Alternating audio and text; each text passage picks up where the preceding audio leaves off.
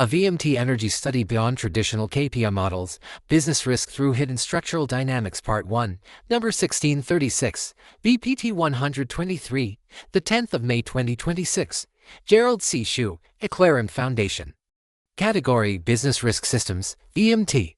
Preface. Most traditional Wall Street analysis focuses mainly on visible financial outputs such as revenue, cost, profit, earnings per share EPS, operating margin, KPI performance, stock price movement, and quarterly guidance. However, after spending many decades in high-tech industries, AI systems development, semiconductor chip design, corporate management, and interactions with the Wall Street investment community, I gradually realized something very important. Many of the most dangerous long-term business risks are hidden underneath strong financial performance.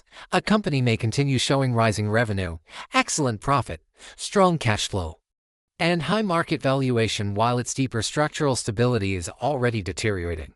Internally, these business situations are actually very similar to many historical empires, including the Roman Empire, Mongol Empire, and British Empire. Even modern global superpowers, like my country the USA, carry their own long-term structural risks. Very often, the deepest problem seeds are quietly buried during the strongest expansion periods. This situation is similar to a steel-reinforced concrete bridge that hides most of its internal micro-cracks generated by continuous heavy truck traffic loads. During rapid growth phases, wealth, influence, military power, financial dominance, and organizational complexity all expand simultaneously. However, hidden internal stress may also gradually accumulate through bureaucracy, overexpansion, dependence on past success, declining innovation, rising maintenance burden, weakening adaptability, and internal fragmentation. Externally, the empire may still appear extremely powerful, especially its military power, while internally accumulated stress energy is already approaching dangerous levels. In many ways, this resembles my own personal health history. Years of overwork and chronic business stress gradually induced obesity and diabetes. High glucose continuously pushed my heart, kidneys, blood vessels, and nervous system toward their physiological limits. The deterioration did not occur suddenly in one day. It accumulated silently over decades.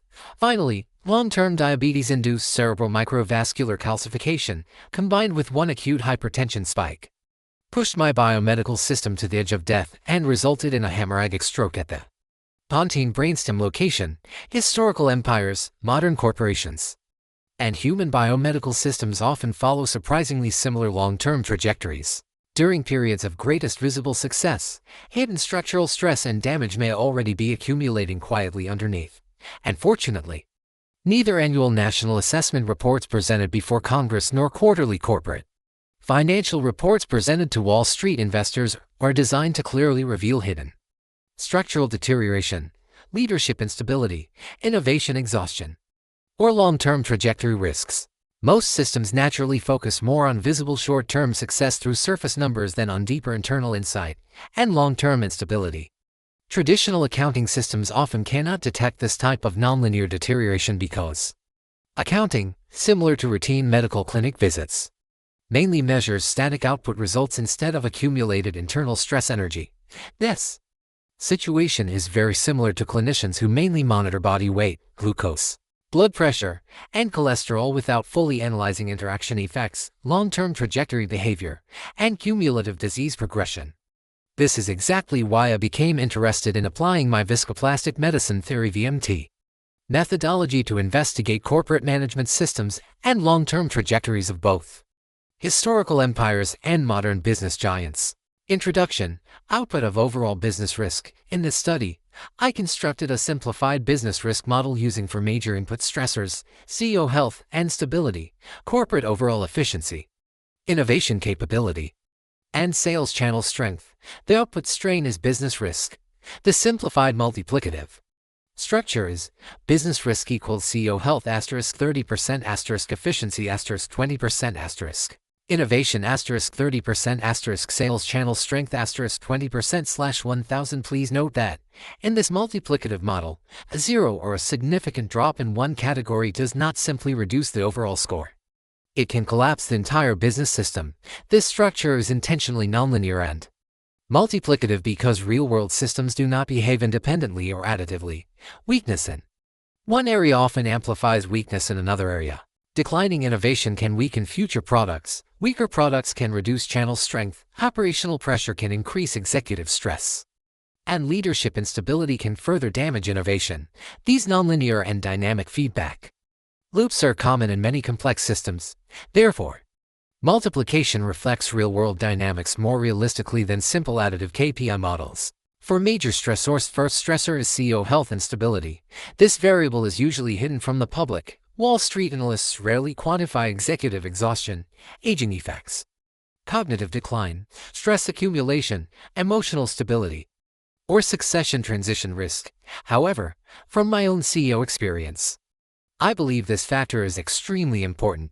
A company may still appear financially strong externally while leadership energy and long-term strategic clarity are already weakening internally, and this quantitative viscoplastic energy study CEO health contribution reached approximately 25% of total VMT energy. The second stressor is overall corporate efficiency, which includes operational execution, manufacturing discipline, supply chain coordination, cost control, and organizational responsiveness. And like accounting reports, there is no universal equation for true organizational efficiency. Many companies appear efficient financially while internally becoming bureaucratic, slower in decision-making, politically layered, or resistant to innovation. In this study, efficiency contribute at 28% of total VMT energy. The third stressor is company-wide innovation capability. Innovation is usually led by only a few genius brains within the organization, but it is difficult to quantify directly. However, long-term survival of high-technology companies strongly depends on continuous innovation energy. Innovation deterioration often occurs gradually through fewer breakthrough products, increasing dependence on legacy platforms, incremental updates replacing revolutionary advances, and slower adaptation speed. Good examples are Microsoft and Apple. In this study, innovation contributed approximately 18% of total VMT energy. Although, in this particular case, the innovation percentage appears smaller, innovation often acts as a triggering variable that later amplifies broader system instability. In addition, my correlation of 96% between innovation and business risk reinforces my point that while sales channels carry more energy, innovation is the primary driver of the system's long-term health. The fourth stressor is sales channel strength, which can be partially approximated by revenue/cost. This reflects market penetration, ecosystem strength, customer loyalty, distribution capability, and pricing power. Strong sales channels can temporarily mask deeper internal weakness for many years. In this particular study, sales channel strength contributed approximately 30% of total VMT energy, the largest among the four stressors. This data also shows how sales channel strength 30% energy contribution can act as a structural facade, hiding the internal micro cracks of innovation exhaustion or CEO health decline. This is part 1.